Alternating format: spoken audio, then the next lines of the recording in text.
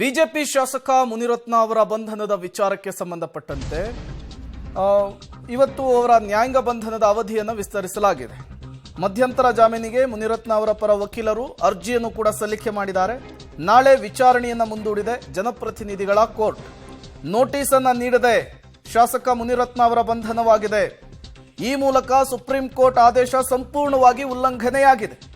ಮುನಿರತ್ನ ಪರವಾಗಿ ಅಶೋಕ್ ಹಾರನಹಳ್ಳಿ ಅವರು ವಾದವನ್ನು ಮಂಡನೆ ಮಾಡ್ತಾ ಇರುವಂಥದ್ದು. ಮಧ್ಯಂತರ ಜಾಮೀನನ್ನು ಕೊಡಲಿಕ್ಕೆ ಕೋರ್ಟಿಗೆ ಮನವಿಯನ್ನು ಕೂಡ ಮಾಡಿಕೊಂಡಿದ್ದಾರೆ.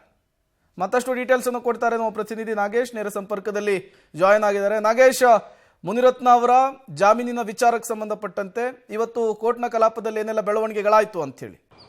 ಜಾತಿ ನಿಂದನೆ ಆರೋಪದಡಿ ಶಾಸಕ ಮುನಿರತ್ನ ಅವರನ್ನು ವೈಯಾಲಿ ಕಾವಲ್ ಪೊಲೀಸರು ಬಂಧನವನ್ನು ಮಾಡಿ 2 ದಿನಗಳ ಕಾಲ ಹೆಚ್ಚುವರಿ ತನಿಖೆಗೆ ಕಸ್ಟಡಿಗೆ ಪಡೆದಿದ್ರು. ಇವತ್ತು ಕಸ್ಟಡಿ ಅಂತ್ಯವಾದ ಹಿನ್ನೆಲೆಯಲ್ಲಿ ಕೋರ್ಟಿಗೆ ಹಾಜರುಪಡಿಸಿದ್ರು. ಜೊತೆಗೆ ಅಲ್ಲಿ ಮಧ್ಯಂತರ ಜಾಮೀನಾಗಿ ಮುನಿರತ್ನ ಅವರ ಪರ ವಕೀಲರು ಅರ್ಜಿ ಸಲ್ಲಿಸಿದ್ರು.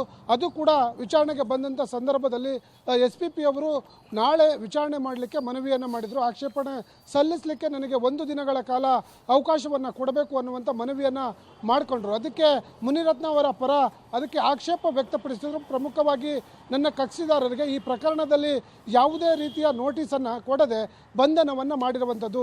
ಸುಪ್ರೀಂ ಕೋರ್ಟ್ ಆದೇಶನೇ ಇದೆ.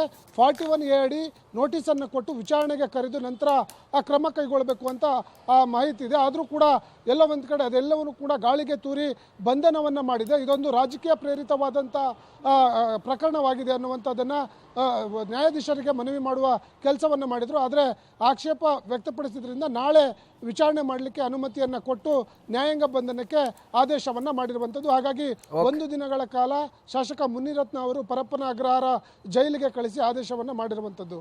Prem. Okay, thank you Nagesh ತಮ್ಮೆಲ್ಲ ಮಾಹಿತಿಗಾಗಿ.